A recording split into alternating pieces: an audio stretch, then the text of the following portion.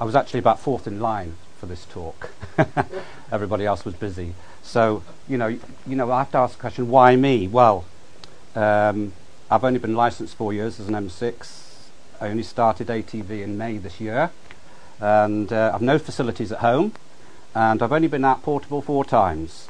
So that's not much of a qualification to be speaking here. But as a beginner, from my short experience, every QSO on ATV has a different dimension, and that's what's very interesting for me. And coming here to this convention sort of opened my eyes to a very specialist area.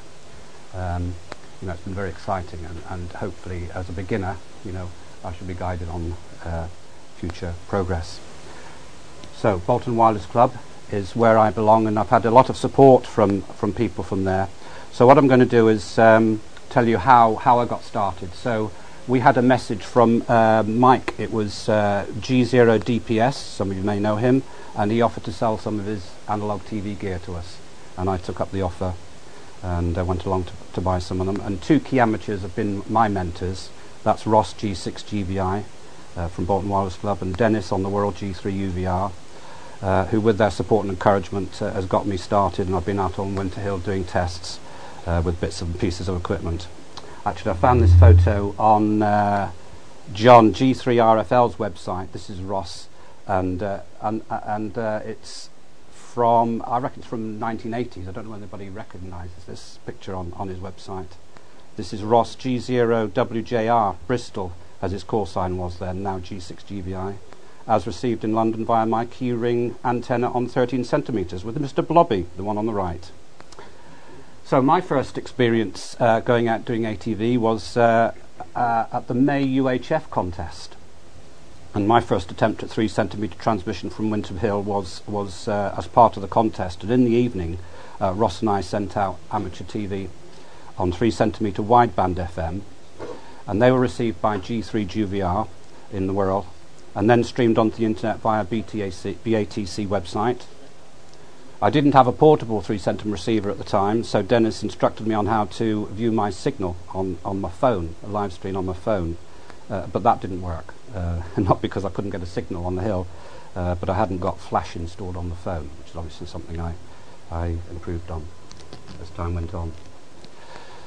So the second attempt to go out was during the PW Practical Wireless 2 metre contest. So we were running ATV alongside the contest, so we've got the gazebo with the 2 metre station there, and in the foreground we've got our set up here. Talk back on 77s at this point. There's a 13 SEMS and the J-beam 15/15, Ross's 10 gigahertz receiving dish, my transmitting dish. By this stage I'd got the computer connected to the BATC stream as well, and it was a splendid day on Winter Hill that day, as we've had some beautiful days this summer. And we had 11 members from the club operating the contest, and we pre-arranged an ATV contact in the Summer Fun contest with Dennis, G3 UVR on the Wirral. And in preparation for this, I set up an account with BATC, and I was treated to a tour of Dennis's shack the night before, which was a great experience, just over the internet there. For Summer Fun, in addition to Ross's 3 centimetre receiver and mini TV, I installed the Photon browser for Android and also the phone to my laptop, and it worked very well. But the conditions for seeing the computer screen are obviously very difficult when you're in bright sunlight, so that was a problem. Ross made valid contacts on 13 centimetre, 23 centimetre. At that stage I thought that I'd never get interested in ATV, but from that point on, obviously been a good interest for me. And Dennis made some interesting comments on the message messaging service on BATC. He said, "We were very pleased this morning, as it should be, analog, pleased with all my old stuff, it all worked." And then there was a guest responding to that. I don't know whether they're here today, but they said, "I enjoyed the ATV this morning. It was so nice to see someone out in the field. They performed correct practices, such as showing the ident and the locator, and very pleased that they had a card with Bolton Wireless Club on it. And so that's yeah, we're going to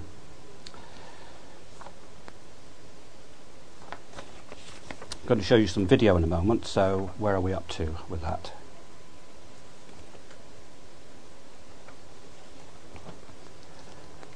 As a result of our operations for Practical Wireless, we also sent a report to, this is CQTV, isn't it? So you featured a report from us, and there we are, we're listed under there, under the wrong call sign, I might add. I don't know why we're G8 BWC portable there. Yeah, but we're actually mentioned up here with the correct call sign of the Bolton Wireless Club, so we had a mention there. And we also managed to get a piece in Scatterpoint. I don't think they do much on ATV, do they? But that was obviously of some interest to them. And on the latest edition of Practical Wireless, our station there in the background. Virtually the same picture. So that was very interesting. Of course, we sent a report to them.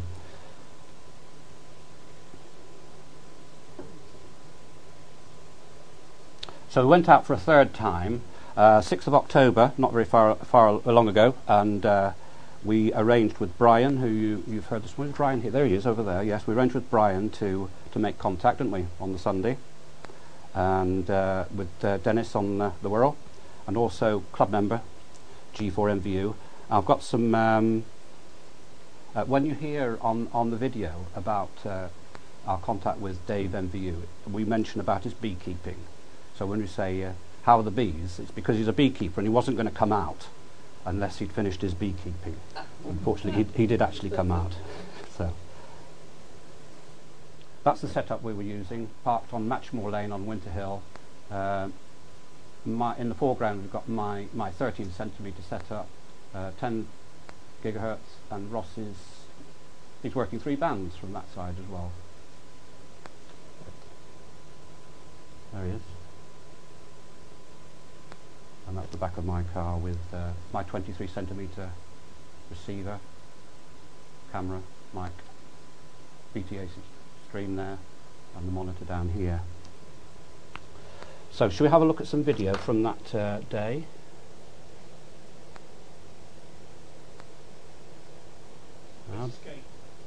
Yeah, I don't want to lose the place where I am now. So is that minimised? Yeah, if you press escape, that yeah. will, then you can just minimise that. Okay.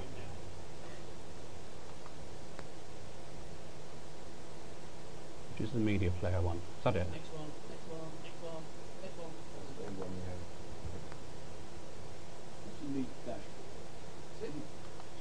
Caravan receiving this converted LNB from about 1998.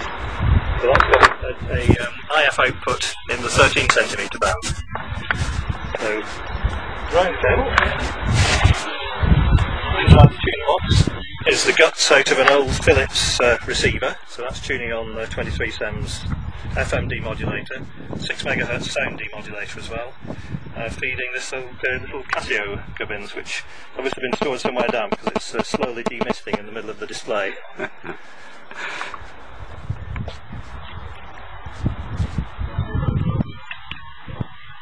G0 BWC portable, testing sound. I don't know, people just don't imagine they're going to have sound when they see a picture, do they? This seems a natural thing to add. GB2 BHL, G0 BWC portable calling. Here's Dobbin and Sugar, and we're on Winter Hill. A fine view and a fine day. And we're sending out on 3 centimetres with the G0 BWC test card, transmitting on 3 centimetre through a gun diode modulator. Audio as well. There's a modulator going up to the amplifier here, mounted on the side of the dish, and the LNB there, the offset dish. 9.4 gigahertz, and on the business character, and we reckon it was about 10.422. You're probably right, having now just had a little shoot round. I will be with Brian and reference to this disabled.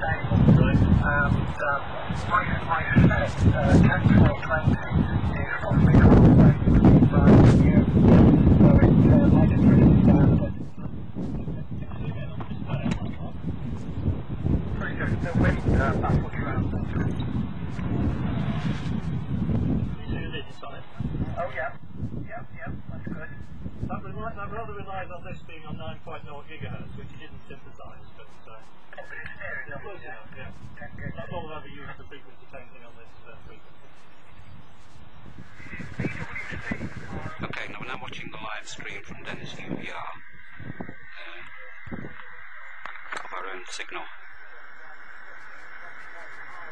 Just see if we can go to full screen. So we're now monitoring on the laptop. Should be seeing yourself on the.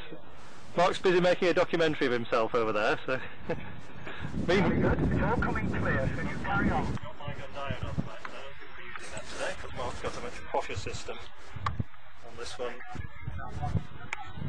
Mark making a documentary of us. Hello, Mark. Yeah. Hi there, Dennis. Yes, got you there. Thank you for the emails that reached there. Yeah, there's the amplified dish there. Mm-hmm. So we're on match one end. We can actually see the TV mast on Winter Hill. It's just behind this grassy knoll. Oh, no, it's over there somewhere. Got 6 people other than me looking on the street. Only 6? Yeah, that's 6. But tell them it's 10 gigs. You won't get to see this very often. He's having an II in West Horton. He's sending picture in picture on for. Pointed it round a bit further, and that's what we picked up. Oh, there's a signal there, but it's not the one we're looking for. No. Oh, there we are, G7IEI. You can just see his call signs streaming up the screen. West Horton.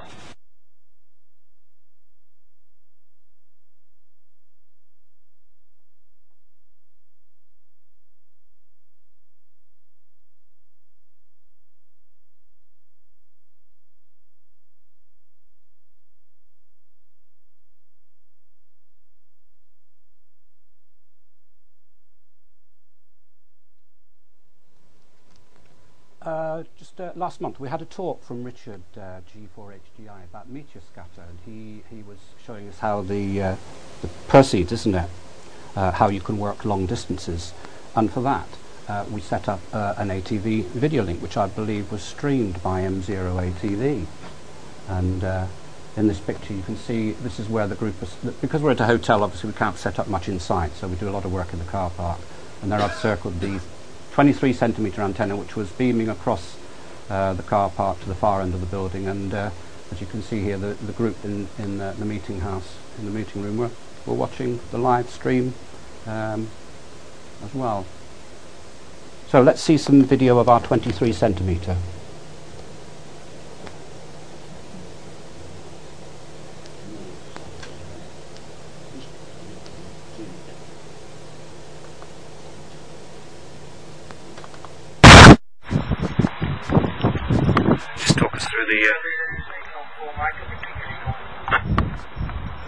Oh, hello there, Dave. Good afternoon to you. We're sending on 23 sems at the moment. Not you. Oh, sorry. I better turn the sound down.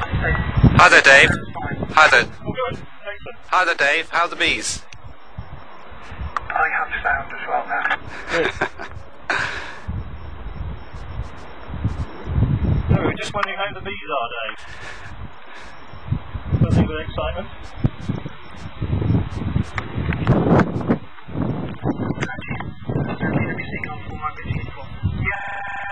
We've done it all, and Tuesday evening we've got enough exercise to do on the old bees. But no, P5, and I just turn the sound down on the ATV, so I don't get feedback anyway. Got a full computer, that's what you did BWC strap on. Just talk us through the equipment. Smashing, very good, Dave. I'll just give Mark a quick tour of the jack for his video. Right,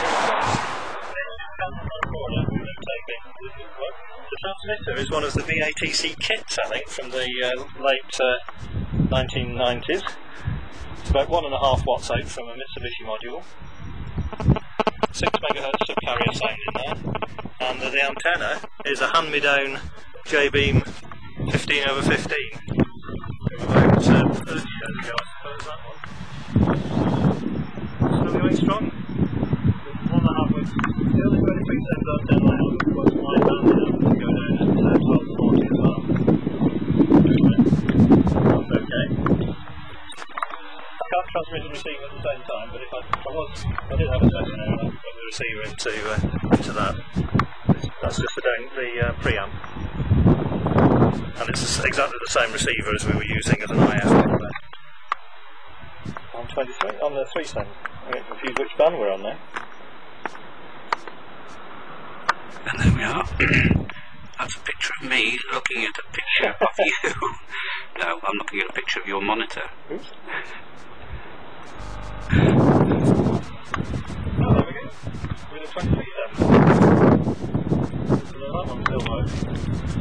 What's next on the agenda, Mark?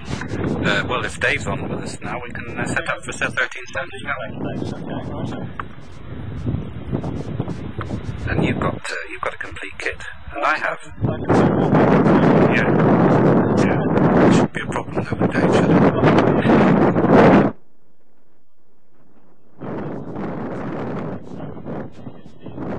Yeah, that's everything's plugged in on the receiver except sound.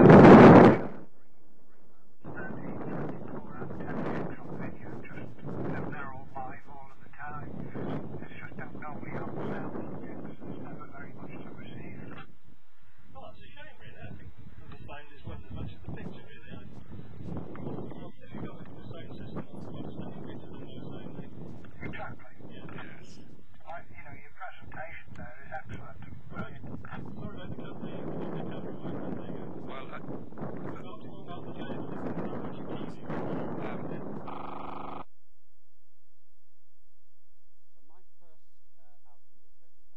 with the very box that Peter was showing us earlier, the Comtech 13 centimetre, 8 milliwatt output, and apparently the club had never taken it out.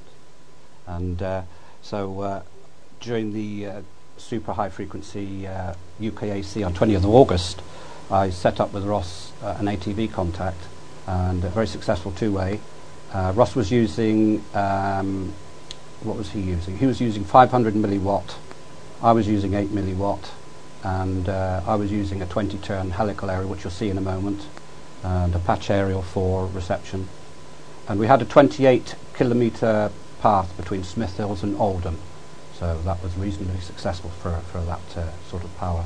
Ross's station was a DL2AMPA, a Philips satellite tuner module, a satellite down converter, donated by Dave G3TMZ, and we used 77s for talk back again.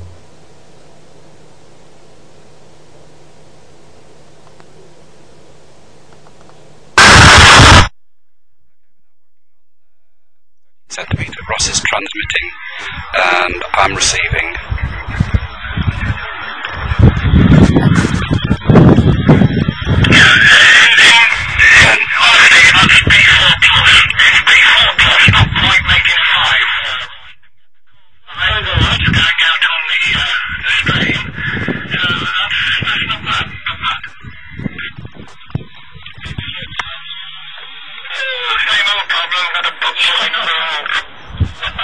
I've never given you sufficient warning that you'd have been able to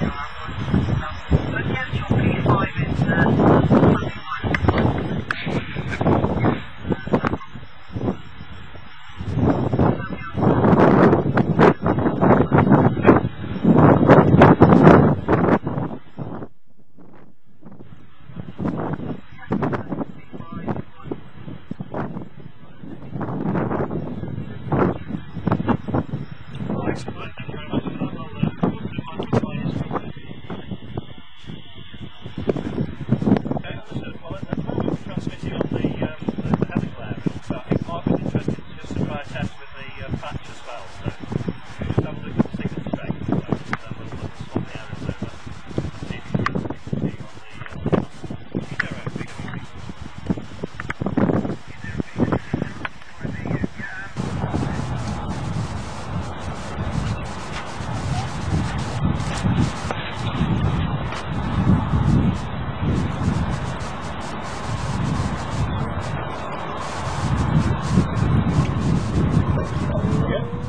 You're back on now, definitely the patch antenna.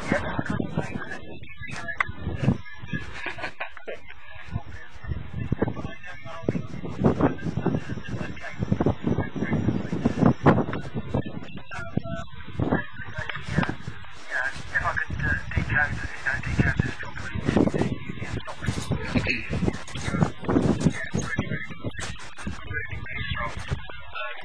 I haven't moved my antenna at all, I'm just left it pointing where I picked it up, yeah, really good. Geez, back to G0 BWC. I don't know whether you heard what was going on there, but we're just switching the two antennas there because of the 8 milliwatt power. Obviously, it's fairly antenna critical, and the patch panel was actually stronger, much stronger than the helical. So I'll have to do that next time.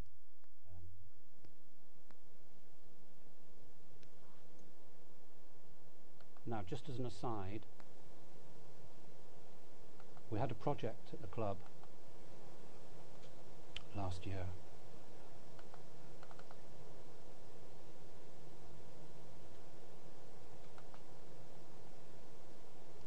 Where we used these video sending modules, and we built up a 6 centimetre system and built them on 2 patch panels. These are Ross's mounted on the back, and mine mounted internally, but with the design of this particular. And as a result of our, we had 3 of these last year. You can see from the table, just where's the pointer? This is the UKAC Tuesday evening.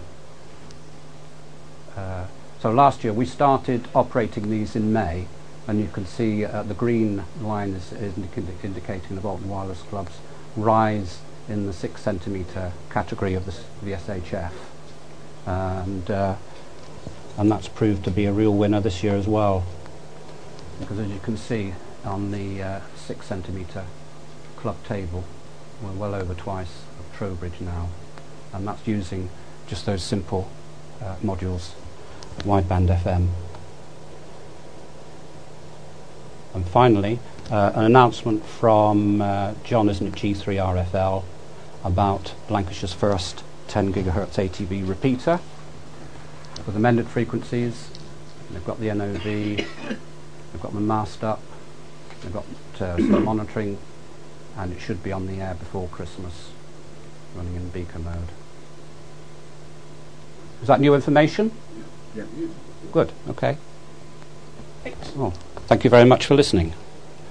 Thank you, Mark.